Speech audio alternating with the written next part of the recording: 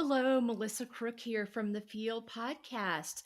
Thanks so much for joining us this week. We are going to be having a discussion today with Mariela Desantiago in Moms Supporting Moms with Mariela Desantiago. Today's ways to engage are: if you're a young/new mom, think of some ways you could use help with and share them with a friend or loved one who is willing to take some of the load off. Do you know a young or new mom who could just use a hand? Offer ways to help or be supportive during this transitional time in their lives. We hope these are great ideas and thoughts and ways for you to engage with today's episode, Moms Supporting Moms with Mariela de Santiago. Thanks so much for being with us. Hello, and welcome to the Field Podcast this week. I'm your host, Melissa Crook. I'm here today with a new friend, Mariela Desantiago. And Mariela is going to be a great resource for you moms out there, especially you newer moms, expectant moms, still figuring this out moms. She has created fabulous resources. If you're not one of those, but almost every one of us knows somebody in this season of life, whether it's a sister, a friend, a niece, a daughter, a neighbor, a coworker. So this is for all of you to pay attention to, because you're going to want to share this episode and these resources with that person. Mariela describes herself as a learner, creative. She's both type A, organized, but she can be flexible. But she can also be particular. So there's things that she can go on the flow in, but there's also those non-negotiables for her. You know, she comes from a background of being a teacher and knowing how to connect with kids and what's going to be helpful. And I love the nuance of this, because I think so many times we're like, if I'm this way, I can't be that way. It depends on the situation. You may show up really go with the flow in one scenario, but a little more organized and on point in another scenario. And there's nuance within that. So I love that Mariela recognizes that about herself. But Mariela, welcome to the Field Podcast. Thank you so much for having me. I'm excited to be here. I'm excited to have you. And we're going to walk through our talking points today. And we're going to give you a chance also to share. I want you to share both about your personal story within this and also how this ties in what you decided to do now and how you show up so well for women today with these incredible resources. So I'm going to start with prioritizing self-care in your life. This is a tricky one right now. You've got a toddler and you're a busy mom. And there's a lot going on in your life, but also you provide such great resources because you knew the need. You knew it yourself. You provide resources that you've tried yourself. And that's all part of a self-care thing, of having access to resources that are helpful and supportive. That's part of the self-care mission, is how we can support each other in these journeys. So talk to me about your journey with this, both personally and how this is transferred into what you're doing now. Well, so it all started off with a need, right? I became a mom, first-time mom, didn't know what I didn't know, which is a lot. Still, learning as you go, like every parent out there. And I've always been a podcast listener. So while I was recovering, I would go on walks and I'd throw my headphones in and try to listen to a podcast that was going to share information with me about being a parent, what I need to know, learning about starting solids, learning about milestones, learning about anything and everything that has to do with kids related to nursing, when to wean, you name it. And I was having a hard time finding a podcast that gave that to me. I just needed the evidence. So for me, having the special ed teacher background, I'm very much evidence-based. I just need the evidence, give me the information, and then I will decide what's best for me and my family. And I was not finding that. A lot of what I was finding was personal stories, which is great. It just was not what I needed. Yeah. So I thought, I can't possibly be the only person that's needing this or wanting this. So I sat down and took about 3 months to figure out how to create a podcast. And I just dove right in. And here we are, a little over 2 years later, and I'm still going. And now, kind of learning how to do that with baby number 2. So yeah, it's kind of, was a light bulb that went off when, like you mentioned, during my self-care part of just going out, getting a walk, getting some fresh air, making time for myself while hitting another bird with that stone and trying to learn something. Yeah. Yeah. I love that. I love how you took the time you had and you were able to do multiple things with it. Because I think so many times something will come up.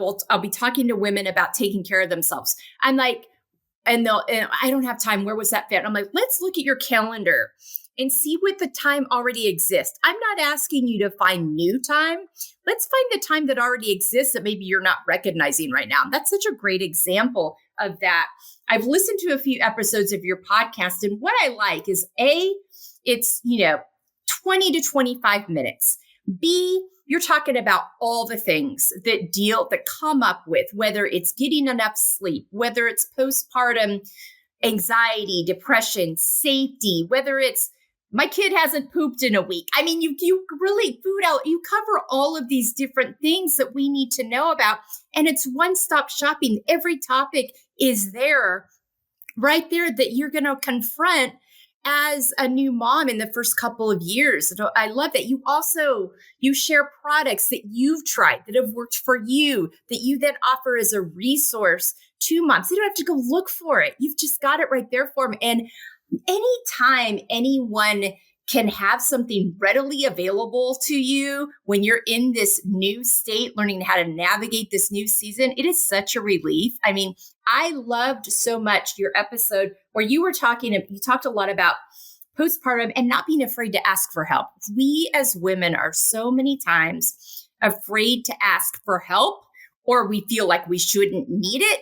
And people are there just waiting for us to ask. They want to help, but we just need to communicate to them what it is we need. And you're such an advocate for that. And that's such an important part of self-care. And you talked about the fact that, like, let other people fold your laundry, let them bring you food. If that means you can get some sleep, because I love what you pointed out. It's like, sleep is the one thing no one else can do for you. Only you can do sleep. And we're starting to more, but we don't talk enough about the impact of sleep on our health and our ability to show up. So I love that you've taken all this information, and it's such an intricate part, because self-care is a very broad, it's a bigger space than people. It's not just physically moving your body. It's all the other things that make your life feel doable, that help you to feel supported, heard, seen, known. And I feel like you've addressed all of those things with what you're doing. Thank you. Yeah, I think that self-care really needs to be a non-negotiable. Like, we all need to be able to make some time for ourselves to just refresh your mind, kind of reset, be able to give back to yourself. You're giving so much of yourself as a parent. Yeah. So, you see a lot of these posts of like, oh, you pour from an empty cup because you have to as a mom. Yes, you have to, but you also need to be able to refill it, because that empty cup is eventually going to just break, right? You're going to snap on your kids. You're going to snap at your partner. And then you're going to end up regretting it or thinking about how you wish that you hadn't said that or done that. So I think for us, we mentally think, oh, self-care, it means I need to go get a massage. I need to have an hour at the gym. I need to do 30 minutes minimum at the beach or in the mountains. And that's not the case, because that's not reality. Sometimes it means that maybe all you have is 5 minutes. And if you want to try meditating, then you maybe try meditating for a couple of those minutes. Or maybe you do an at-home face mask, or, you do an everything shower. Like, there's so many ways that you could do self-care at home that don't consist of a 1 hour time block, which we don't all have or always have. Absolutely. I think that's so, it goes back to that thing of like, find that time you already have, and what do you need? What feels fulfilling to you? What feels like something that can fill your cup? It might be 5 minutes sitting outside with a cup of tea or coffee just to feel the sun on your face and have a moment of quiet. It's taking those little moments that are available rather than trying to create a big moment that is just not realistic. And those little moments and putting them all together, they matter. And also, if we take the time to take care of ourselves, we're showing up better for everybody, including ourselves. Everybody wins. Nobody wins when we're showing up angry and irritated and exhausted and a martyr. No one wins. No one's, you're not, you don't have the best of you to give, which you feel bad about. And the other people on the other end aren't getting the best of you. So I think we really have to, and we're starting to do it more now, but really flip this narrative. Self-care is not selfish. It is healthcare. It is for your, everyone wins when you take care of yourself and show up as your best, healthiest version, and finding, palpable ways for you to do that, whatever that is for you. It might be just having the music on that nourishes you or calms you. I mean, there's just so many little ways you can do that to connect with yourself throughout the day that don't have to be overwhelming or expensive or feel like they're unattainable. And I think that that's something that's really important that you address. Yeah. Hey, I think you hit it right on the hit. I'm gonna butcher this. Hit the nail right on the head. Is that right? Yeah, that is. That's it. You nailed it. No pun intended. Oh my gosh. Yeah, absolutely. Absolutely. All right. Confidently setting boundaries, especially I think around your time, what you've got to give, what and this I think can help identify where you need help. Like if you look at, okay, what's too far? Where am I going to be maxed out? Okay, based on that, almost you talk about in one of your episodes, you making that list of things that need to be done.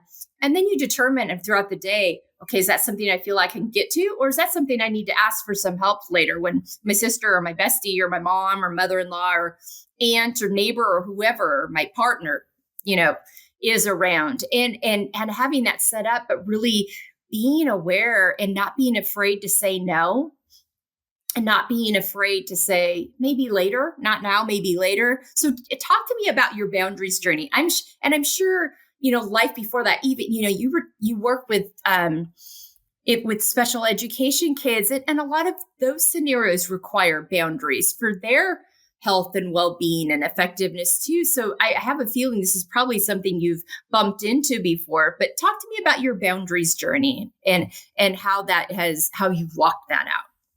Like any parent, I feel like my boundaries have definitely changed as once I became a parent. So before this, our schedule was our schedule. It was our time. We got to say yes to anything and everything. Like, a concert on Saturday? Sure. Who cares if I get home at 2 a.m. because I can just sleep in until 9. And exactly. You have a little one, and then your schedule is no longer your schedule. It belongs to your little one, right? As much as you want to put them on a schedule, it's just hard. And then you have people that are coming in and wanting to essentially kind of continue that life that you had before, right? Like, you used to be able to come at any time. Like, why can't you come at 12 anymore? Well, that's when my toddler naps, right? So that said, we had to navigate like what works for us and our family and what's going to keep us parents sane. So it was kind of a learning curve for me, and really being able, especially once we went down to one nap, to being able to say, we are not available during this time to leave our home. With the holidays, once we had our son, we were very clear on, hey, we don't travel. We don't travel for the holidays. This is what we do for Thanksgiving. We order pickup and reheat it. We do the turkey trot every Thanksgiving. And if you want to come and join us, you are welcome, but we're not leaving. So we're not turning down people, like spending time with people. We just are very Yeah. clear on like, that's not going to work for us. And so that's been definitely not only a learning curve for us, but for our families to get used to and Sure. to be able to accept, like, we understand you're going to be upset with us, but you know what? This is what's going to work best for my husband and my son. And that is the relationship that needs to be the strongest, not my relationship with outside people. Yeah, because those are the ones in your home. These are the people you're living with every day. It's and the health of the child and getting them off to the start and giving them what they need. We did a lot of that. Our 3 daughters are grown now, but we did a lot of, listen, we're not traveling. You're welcome to come here. We're happy to have you, but this is where we're going to be for this day, this, and putting just clearly and communicating them. I think it's not so hard to design it in your head. It's a whole other thing to communicate it. And then remember, you might have to communicate it a few more times because either A, they'll forget, they're not used to you showing up that way, or B, they might try to push it a little like, were they really serious? Maybe if I asked again, they'd be willing to compromise. And you have to keep again, appreciation for, but this is where we are now. Hopefully you can meet us where we are. The people that are genuinely for you and love you and want the best for you will come around and support that in some way. Sometimes some people aren't as flexible, and that's okay too. There are seasons in life. I think sometimes we have to realize there are seasons for relationships. I had relationships where my husband and I had our kids earlier than a lot of our friends. That wasn't the plan, but it happened. I was pregnant with our first one 4 months after we got married, not 5 years. 5 years was the plan. 4 months is what happened. and so that really shaped, changed a lot of plans, shaped things. There were certain friends. We had some friends that were like, bring her along, let's go. Others that were in a different space. They were traveling and doing all the things we thought we were going to be doing during that time. So there were seasons for some of these relationships. Just no one was mad or upset. We were just in different places. And so I think being okay with that too, as you're going through these seasons and setting these boundaries that you know are healthy for you. Yeah. And I love that you make the point that there are seasons because kids grow, they change, and that means that your schedule changes along with them, right? You've got parents that have high schoolers that aren't available on weekends because they have to go to sports. And then you've got toddler parents that are like, oh, I'm a lot more free on weekends because, I have maybe extra help. So it varies. Yeah, it really does. And just being open and flexible to that, clearly communicating and not feeling guilty about it. I mean, I think it's so important, that you just remember that you're doing this for the health and well-being of those in your home. It's so important. Thank you for sharing that. Taking care of our emotional health as much as our physical health, our mental health, these things are all connected. And you talk about this, in some of your episodes, that connection of the mental, emotional, physical health, how to tend to that, what to watch for, what to be aware of, really helping moms open up about sharing their experiences about what they're going through. This is a big change, and no matter when you start doing it, whether you're in your 20s, your 30s, your 40s, and there's all ages of women now that are new moms for the first time with young kids. And if you're coming out of a season, no matter what season you're coming out of, there's nothing that replicates becoming a parent. And so sharing all that goes with that and the impacts that all these things are, the hormones, how much you're able to get out and be with people. I mean, there's just so many things that go into it. So talk to me about this journey and the connections you see with that and how you're able to support yourself through that. I think for me, it's really having had friends that were at that same stage. So when I became pregnant, I was the first out of my friends to become pregnant. So nobody could really understand. Nobody could connect or relate. So now you're excluded from things because you're pregnant, you're too tired, you can't drink, you say no all the time.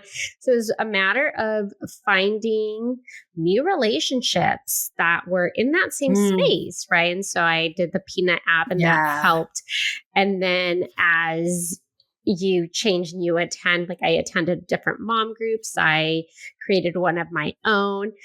You meet people and you end up bonding with them. And so it's a great way to be able to just connect with other moms and be able to share like the things that you're going through. They can share the things that they're going through. Sometimes you're both on the same page. Sometimes you're opposites, but it's just nice to essentially have that as like your therapy or venting session. And then to also be able to get ideas from other moms on like, well, have you tried this? Or this really worked for me, instead of trying to do all of this research and Google tells you all of the things, right?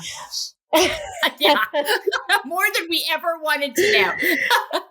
Yeah. And so I think that's really like the biggest part is being able to find the friends that can help you not feel so lonely and that can understand and relate to that space and that season that you're in, and that won't judge you for venting or for telling them how you said whatever it was to your toddler and how you wish you hadn't said that, right? We all go through that. Like you're overwhelmed, you're overstimulated, and maybe you yelled at them and you didn't mean to, or there's just so much that you think about. You're like, I shouldn't have done that. Or, oh my goodness, I'm such a bad parent. No, it's part of us being parents and life. It's part of being human. I mean, we are so hard on ourselves as moms. We carry so many, it's such a immense responsibility that we feel.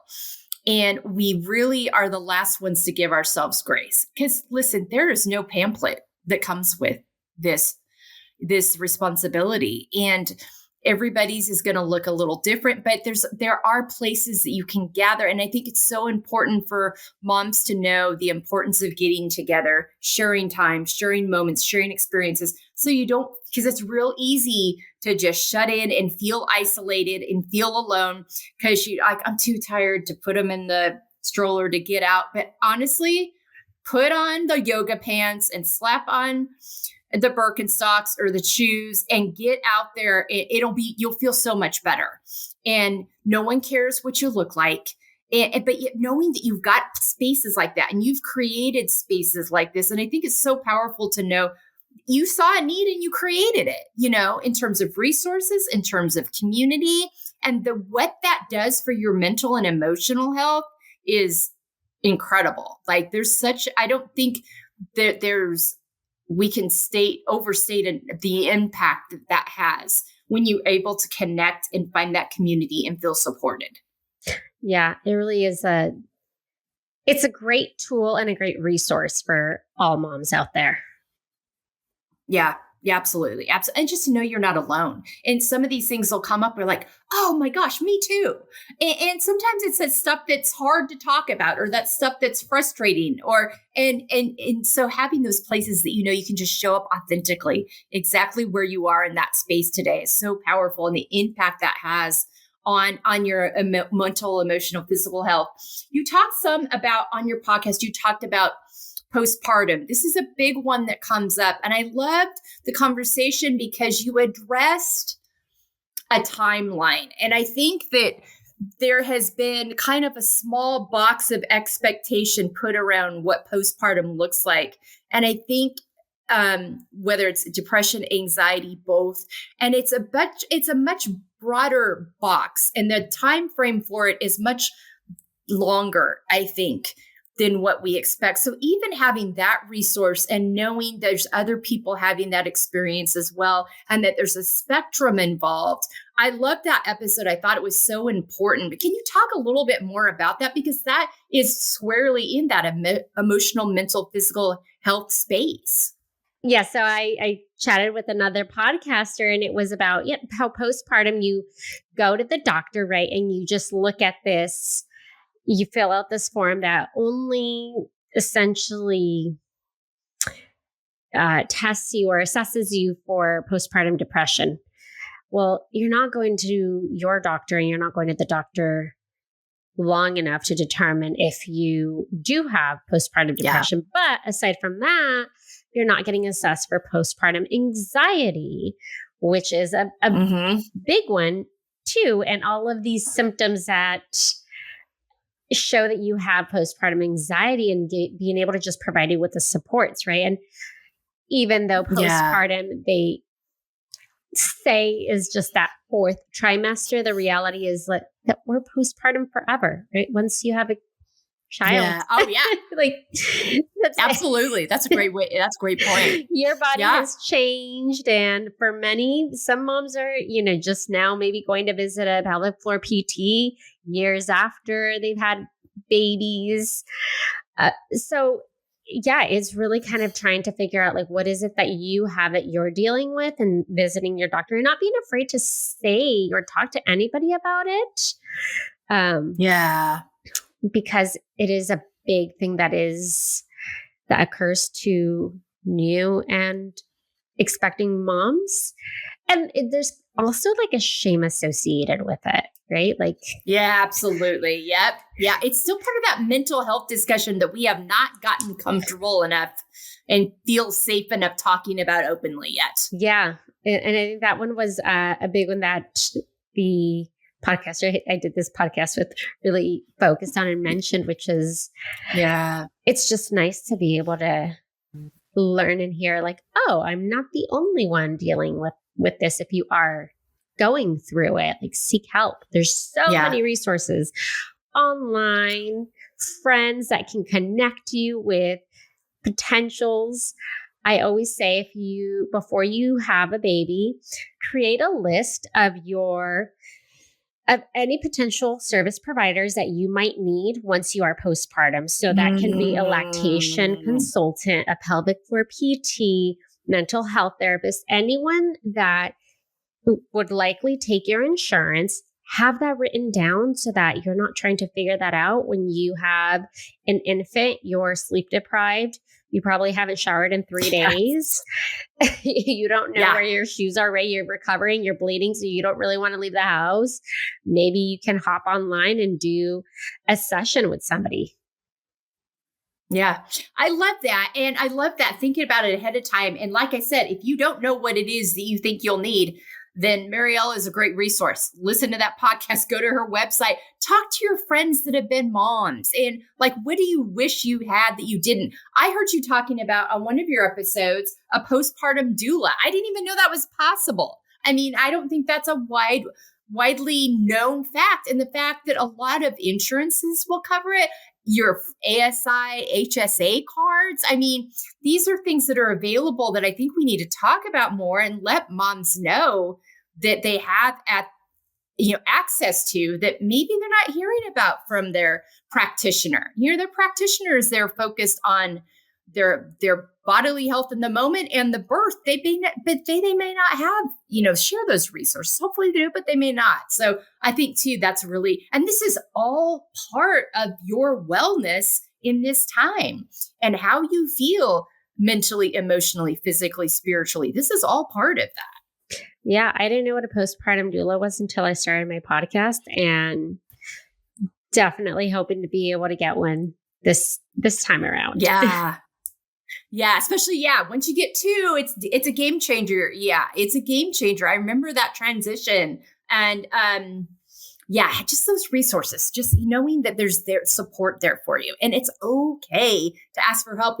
I think you do such a good job of discussing, we don't need to be super moms, whatever that looks like. Let's get the support we need to be the best version of ourselves we can be. Feeling, seen and known and supported. Everybody wins when we do that. All right. You're doing this in what your work is, but how we can support ourselves and other women in living unapologetically. Talk to me about your journey with that. And really you're living it honestly right now, but talk to me. Looking back 10, 15 years ago, do you feel like this was something that was intrinsically in you, even if you didn't see it coming, or was it kind of a surprise? Oh gosh, I don't know that I really saw it coming. It was, I always thought I was going to have kids. Well, no, not always. In my 20s, I thought I was going to have kids. And then once I got to my 30s, I was like, I don't really know if I want to be a mom. If it happens kind of mental attitude. And then it happened. And I did Yeah. not see myself being like somebody that was creating content provide a Mm. resource. Like I never thought that I was, I always said, if I am going to be a mom, I would like the option to be a stay at home mom. I want that to be a decision I'm able to make and not have to, Sure. return to work and whatnot. And as a teacher, it's pretty easy to say, Yeah. I'll stay home.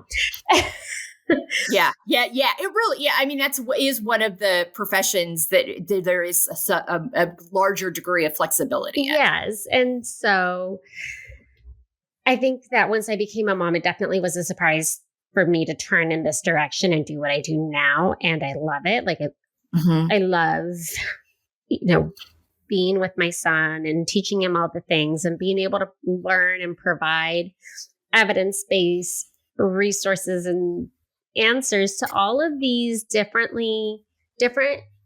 and commonly searched topics and things that are constantly Yeah. changing, right? Like we are Yeah. just bombarded with so much information. And aside from that, there's always a product or a service that can support that topic, right? Which is not always something Yeah. that you need. It's just more of like, we're just an easy market because we're vulnerable. We will take anything and everything to Yeah. help us. So Yeah. Yeah. And you have to keep that in mind too, in terms of welcome to capitalism. They're gonna target those vulnerable audiences that are looking for that support and that help. So I love that and that's why I love the part where you share things that you've tried and that work, because you do that with such integrity. I think that's so important too. But the way you understood that you needed this, and so you also, it's like, and that's really, I think, when you're able to provide yourself resources and know the need and how important that you're worthy of that, I think that's a form of showing up unapologetically. Like you weren't like, oh gosh, what am I going to do? I don't know how to figure this out. No, I'm going to figure this out because I need this. I need the support. And if I need it, other people need it. And so,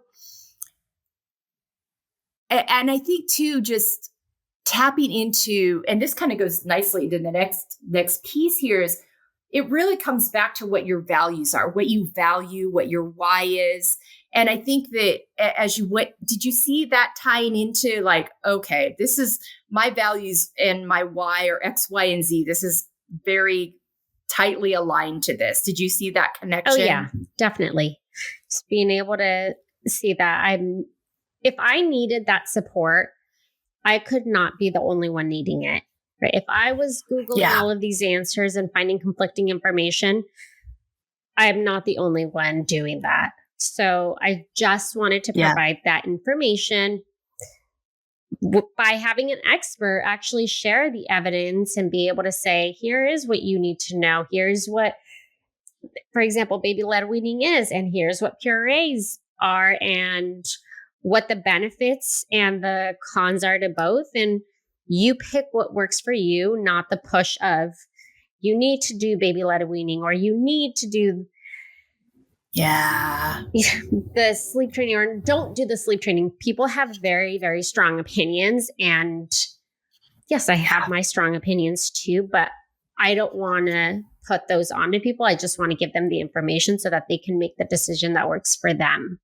Well, knowledge is power, and also feeling like you have a choice in it, like giving resources and then feeling the freedom and the support to make the choice that works for you, and knowing that and being okay with that. I think that's so, because it's a very interesting area. When you're dealing with motherhood, how to take care of yourself, how to take care of kids, people have very strong opinions. Sometimes those are in your own family. And so you being able to find resources that work for you, and being like, I appreciate that input. I've done my research. This is what works best for us. thank you so much for that. And also, I'm also gonna be going this direction, and that's okay, because I think that's a big part of it too. Yeah, right. I mean, we all know this is what worked for me, or, well, I did this with my kids and they turned out fine. That's great. But that's probably now how I want to raise my child. Yeah. Yeah, I know. And sometimes, and I think just being comfortable, because it's not always well received, because people again feel very strongly about it. So also knowing that that's okay. It is not your responsibility for how other people feel. And that, which really goes nicely into living out of your own expectations versus others' expectations. Talk to me about your journey with that, and how you have navigated that. Well, I think that one's pretty easy. I feel like I've always kind of been like the black sheep of my family. Like I just kind of do whatever it is that my little heart desires. So I don't really worry about what people think or their opinions. Like it's not affecting me, right? The only people that I need to worry about are those that are in my home, which is my husband and my dogs and my child. And as long as we are living a happy, fulfilled life, we are living the vision that we see, have been, what we have been working towards. And that's really what matters. So, yeah, I don't know if I have the best advice on this, other than like, I just ask myself, like, who cares? Their opinion really doesn't affect me in my life. I sleep comfortably at night, and if they don't like the way that I'm living my life, then that's on them, not on me. Yeah, I love that. I love that comfort you have in that confidence you have in that. And I think that's something that's really helpful for other women to hear too, because I think going back to that expectations piece, I think coming into motherhood, we have all these expectations of how we think we should be showing up. And 9 times out of 10, it's a lot different than that. And you have to get real with yourself. And some women really struggle communicating their expectations, and they are hoping people are mind readers, or they're hoping people will just see where to step in and help them. And it's like, no, you got to communicate that stuff. And then you got to be okay with those that push back or aren't okay with it, trusting yourself. Because I think you hit on, you trust yourself. And that is a key component to living out of your own expectations, to communicating your expectations, and living in them comfortably, is learning to trust you. Have you always trusted yourself that innately? Is that something, or has that been a journey? I feel like it's been a journey. I mean, I feel like just growing up, I've always had certain goals or things I've wanted to do. For example, traveling was always on my bucket list. I've been able to travel a lot. And I think that kind of really takes you out of your comfort zone, because you're in different countries, you're surrounded by different cultures, trying new foods, you're surrounded by a new language that you probably don't speak. And so it just kind of gets you into a different space, and you're like, wow, this is cool. You know, that I am already different from them, right? So you learn who you are through those experiences. And as you grow and as you find your partner and that life that you guys create together, like my husband and I did tons of traveling before we had our son. And even with my son now, we still travel. We've done Europe a couple times. But good for you guys. I love that. Yeah, we're just the kind of people that are like, he's not going to stop us from enjoying something we've loved. We're just going to show him how to love it just as much. Yes. I love that so much. I did that too. And I did it 30 years ago when it wasn't it's a lot. My husband worked in college athletics at the time that we had our daughter, they were all born. And that meant a lot of travel on the road. He was at college football games. He was at a lot of events, a lot of all kinds of different things. And when our oldest daughter was 10 days old, she was at an event with us. It was a black tie event, big fundraiser the night before the season kickoff football game the next day. He was working at University of Oregon at the time.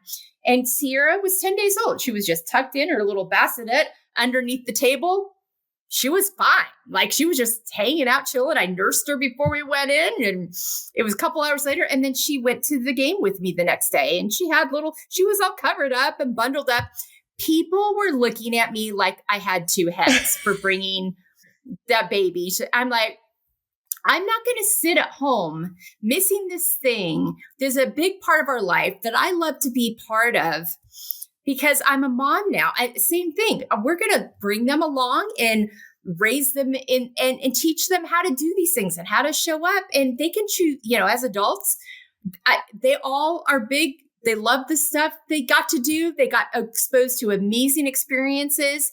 But I love you talk about that piece because I think, you don't have to shut yourself off into a cocoon. Yes, you've got to take care of them. You got to make sure they're healthy, get their sleep, all those things, but take them out, help them see the world, you see the world yourself. Travel is one of the most powerful learning experiences I think we can do as people. It just changes the way you see the world. I think it makes us better citizens. And how we show up in our community. So I love that example. Thank you so much for sharing that. I think there's a lot of power in that. Thank you. Thank you. Yeah. And it teaches them so much more early on, right? About accepting people that may be different to what they're used to because of where we live. So I don't know. Yeah. I think it's not only is it a great experience, it's also educational while they're doing this. Yeah, absolutely. We, one of the jobs my husband had, we were in a not very big college town, but because of all the professors and students that were there from all over the world, there were ESL schools in the district. And we made sure our kids were at the ESL school because we wanted them to meet these kids from all over the world. My oldest daughter's best friend when she was in kindergarten and first grade was a little girl from South Korea. And I still remember Joel. And she left in early second grade and see her cried and cried. And they wrote for a while, but it was just those kinds of experiences that they got exposed to just see a different, I don't know, it's just such a learning opportunity. Plus, that kid can sleep anywhere. I mean, yeah. She's been all over. She's traveled. She can sleep anywhere, anytime. And all three of them have different things about that. So, yeah, again, don't be afraid to take your kids out, teach them things, expose them to things, show them experiences that are going to help them and educate them. And you don't have to stop living your life. So I'm so glad you shared that. Thank you so much for that. All right. Accepting the layered aspects of ourselves, all the parts of who we are, all the parts of our lives, all the seasons. Sometimes it's going into this season of life and motherhood. We've talked about it. It's a big change. There's a lot of things that happen within it. Some are what we expect. Others are not. It can feel daunting, scary, and wonderful, and terrifying and beautiful, like we said, all at the same time.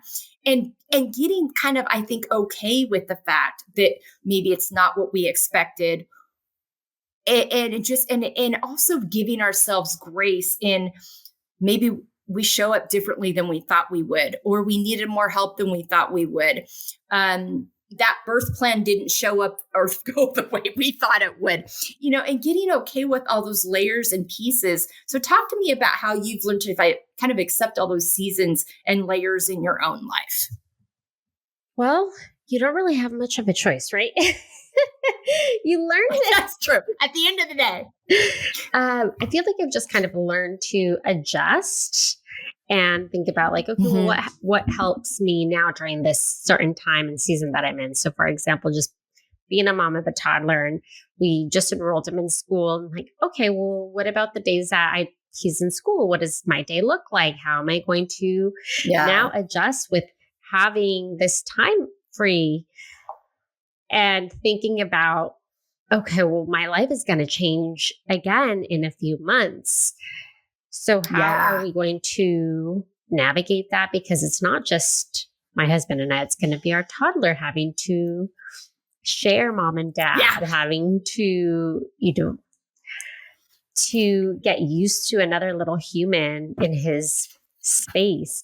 So really just thinking about, I try to do a lot of research. I listen to lots of audiobooks. I listen to podcasts. I just try to figure out like what would work for us. And again, having like the background with the special ed, a lot of the stuff that we do, I used in my classroom with just like exposure and getting used to, hey, there's this kind of like front loading, right? So yeah, I feel like I tend to be pretty easygoing with change and just figuring out like, okay, if it's going to be a drastic change, like what do I need or what will I likely need to ensure that it's going to be a comfortable change for myself and that I have whatever it is, right? So for example, one thing that I absolutely love and need to have is like time for myself.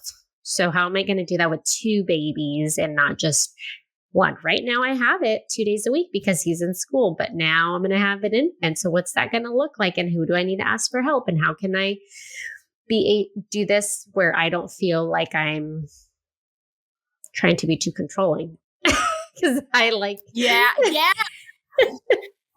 That's tough though. I mean, because especially when you're going through a lot of changes, sometimes you're just trying to grasp control of anything that you feel like you can, because there's so many things going on that are out of your control. And so I think you can get a false sense of security from that rather than like, okay, I need to release this, have a plan where it's possible, but also know that sometimes it isn't. And we're just going to do the best we can when it comes up. Yeah. And just really also thinking about like, well, what did I do the first time around that helped? And what did I do that I absolutely was not able to really do sustainably? Like, be super mom or do everything on my own, like do all the laundry, do all the cooking. That was just not realistic. And I kind of thought like every mom probably thought that they could do that the first time around. Yeah. So just really being able to accept, like, I'm not going to be able to keep the house clean. I'm not going to be able to do laundry every day. So what do I need that can support those needs and not make me feel crazy? Yes. Because I mean, there's a lot to say. I'm glad you brought that up because there's a lot to say for your space and how you feel when your space is chaotic versus, and I think there's a certain degree of you just got to release it. It's going to be a little chaotic, but also where's your tipping point for that? Because if you start feeling chaotic inside all of the time, there is a tipping point where it's like, okay, it's time to call in for some help. Maybe once a week, I need someone to come just pick up this area or put the clothes away in this, or even just get it out of my eyesight so I don't have to see it all the time. So yeah, just that awareness too, and flexibility. And I think it goes back to what we talked about in your character traits of like knowing where you need to be flexible and knowing where organization and thinking ahead and planning is possible. But we talked about this earlier too, where when you all get together in a community with moms, sometimes you just got to vent and release things and let it go. And that's okay. And release this idea of we identify like I'm a bad mom. No, you had a bad day. You're not a bad mom. You had a bad moment. You made a bad decision because you were exhausted. You hadn't eaten yet. Your blood sugar was low, whatever the case may be. And rather than identifying ourselves by this holistic, like, no, you had a tough moment and those happen and that's okay. So what am I going to do next time to make to be prepared so I don't get bit by that again? I mean, I think there's just so many ways to look at it and just be okay with all those layers and giving ourselves grace within that. Yeah, exactly. Yeah, absolutely. Absolutely. Okay. So talk to me about you have such a healthy perspective on setting boundaries and expectations and living for what's well and good for your family. Talk to me about how living this way, I call it living out feel, finding empowerment, embracing layers. You have done that.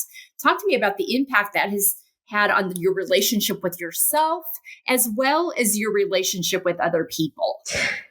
I think it's just helped me be a lot more balanced. Like I'm able to recognize what my needs are when I'm feeling overwhelmed. I'm able to voice that. Like, let's say I need a break from my toddler. I will let my husband know, like, okay, I just need like 5 minutes. It's a little too much. I'm about to freak out. So it's your turn to take him. Yeah. So I feel like it has really helped me recognize before I get to that tipping point what my needs are. Yeah. I am really good about always making time for myself, whether that for me, I need to have some sort of workout. So I need to figure out how to fit that in. Yeah, I know we don't have time for it, but for me, it is a priority. It's something that I need to find the time, and I will do it, whether it's, let's say I walk to the library with my toddler. So I just push the stroller at a very fast pace and I listen to my podcast or my audiobook, or maybe I just listen to music. So I'm, again, being productive with like getting my workout in while I listen to something that I enjoy, and my toddler's stimulated because he's in a stroller, snacking and looking at nature. So yeah, I really try to think about how I can be really efficient with my time and how that's going to meet my personal needs from health and wellness and ensuring that my son is getting the activity that he needs, etc. So yeah, it's really just kind of coming in tune with yourself and like recognizing what you want, what you need, what's going to make you happy, and what are just those non-negotiables. So maybe, it means that you have to wake up earlier. Like I recently started waking up at 6 a.m. so that I can get my workout in before my toddler's light goes off at 7 a.m. and he starts screaming at me that it's time to wake up. Yeah. I think it's just finding those moments. But talk to me too, then, how that helps you show up better in your relationships. I gave time for myself, right? Yeah. I like prioritized myself. And if I don't do that, then how am I going to be able to be present in a relationship when my mind is thinking about, well, I need to work out. Oh my goodness, I don't feel good because I, just grabbed a frozen meal and I should have thought about dinner. And instead of going through all of that, when I'm with somebody, I'm more present because I did do something for myself. Yeah.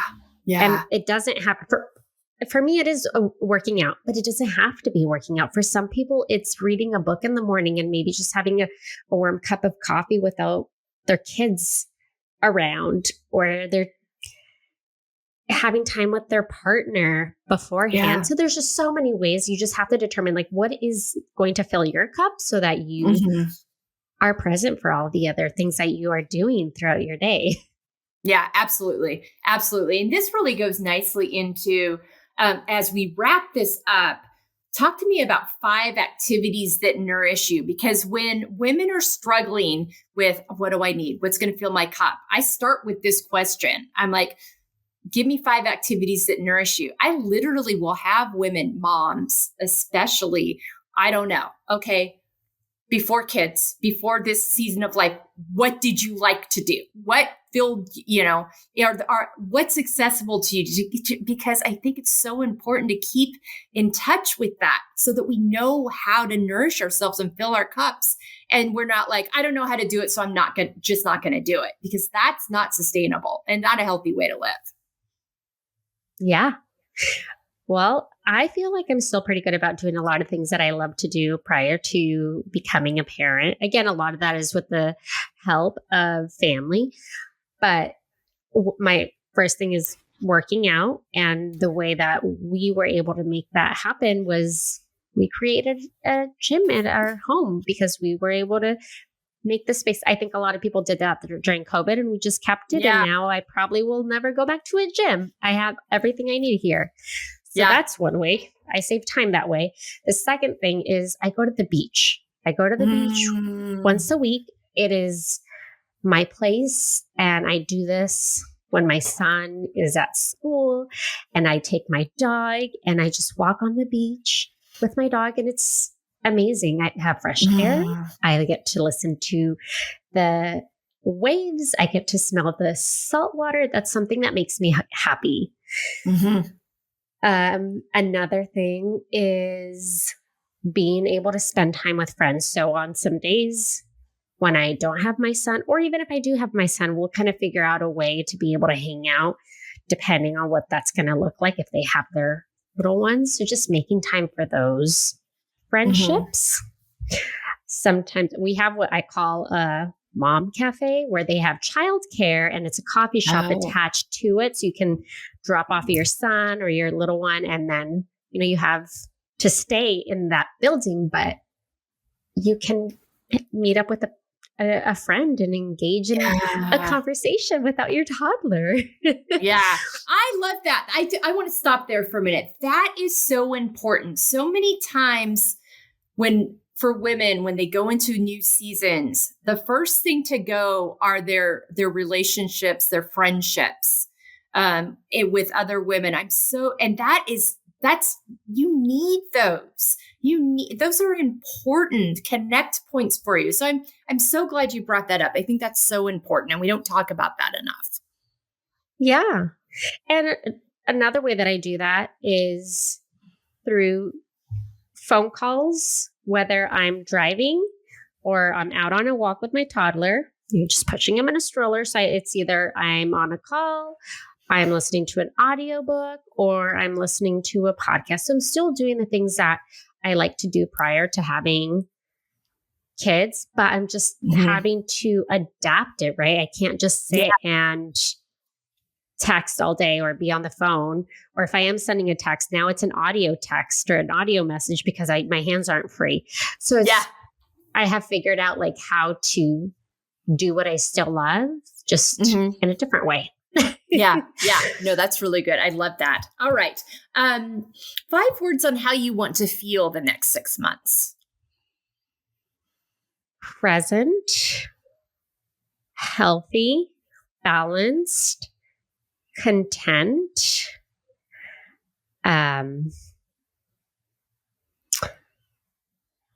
This one, I want to feel comfortable and beautiful with the changes that are about to occur, not only in my home, but with my body. Yeah, absolutely. No, I think that's such an important thing. And it's good to name that and acknowledge that, because it is such a shift and change, and in welcoming that and being okay with that and being flexible with that. I love that you addressed that. That's so good. All right. Tell people where they can find you, where they can follow you, all your resources. Again, audience, this will be on our website, embracinglayers.com, on the resources page. But share right now all these things you have. I mean, a blog, a podcast, a community, so many things, but share a little bit about that. Yeah, so the easiest place to get to any of my pages is starting off with my website, newmomtalk.com. From there, you can listen to my podcast directly on there. You can listen to it on wherever you get your podcasts. You can also access my Instagram page at newmomtalk.podcast, or my mom group if you are here in the local Southern California area, or if you are looking to learn about any mom goodies, content creation, anything that has to do with parenting. I do create stuff on there that has to do with you as a parent, or toddlers or babies, now that I'm in that season as well. And that Instagram handle is at Carlsbad Mom Crew. And you can sign up for my newsletter. So yes, please go on. If you ever have any topic ideas or would like to be a guest, I'm always also looking for that. So thank you. Absolutely. Thank you so much for that. That's so good. And yeah, Southern Orange County, San Diego County moms, take a look at this. Such a great resource. I'm up in Fresno. So the moms here aren't quite close enough to get to, but I relate. When you said ocean, I love the ocean. I think ocean and mountains for me are like so therapeutic. Like really, like any anxiety, any angst just washes away when I'm able to take some time to be present. We went over to Morro Bay right after Christmas, and oh my gosh, I hadn't been to the ocean for a couple of months. And I try not to go more than 2 or 3 months without getting over to the ocean. My sister-in-law and her wife live in the Monterey Peninsula. So I'm able to get over to Pacific Grove, Monterey, Carmel pretty often too. But oh my gosh, take the moment, whatever it is you have, or if you love ocean sounds, but you don't live by the ocean, there's lots of apps and lots of things that you can find. Yeah.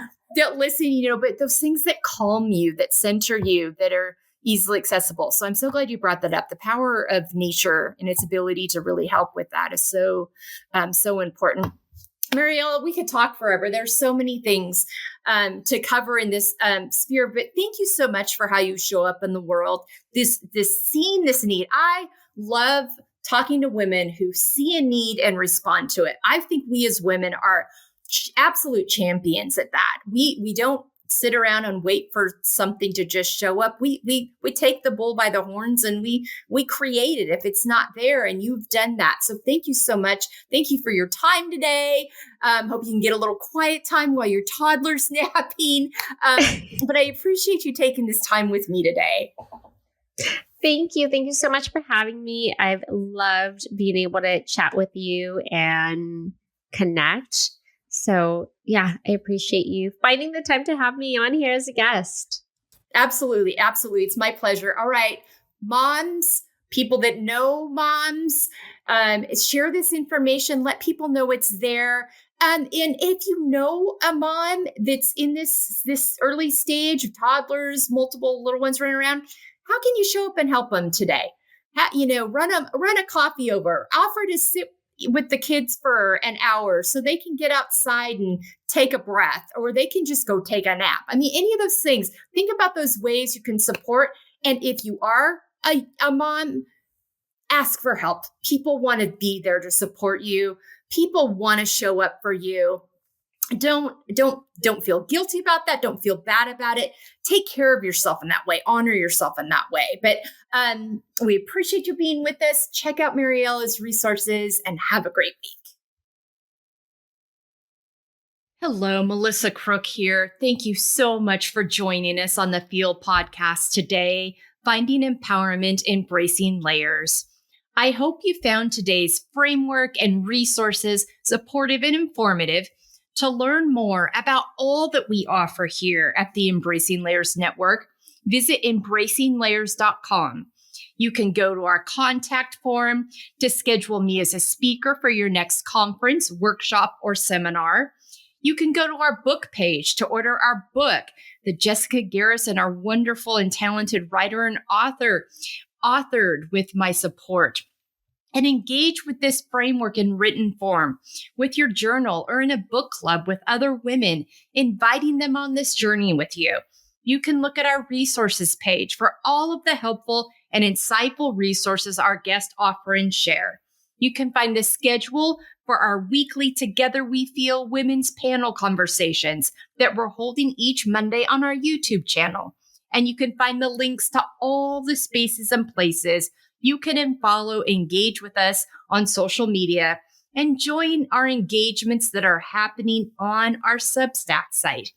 There is also a donation page where you can donate to support our work to ensure we can continue to bring you these incredible guests, conversations, and support. Thanks again for joining me this week. Share with your friends and give us a review on your favorite listening platform. Your feedback helps us ensure we're bringing you the content that will best support you in having an empowered, embracing layers journey.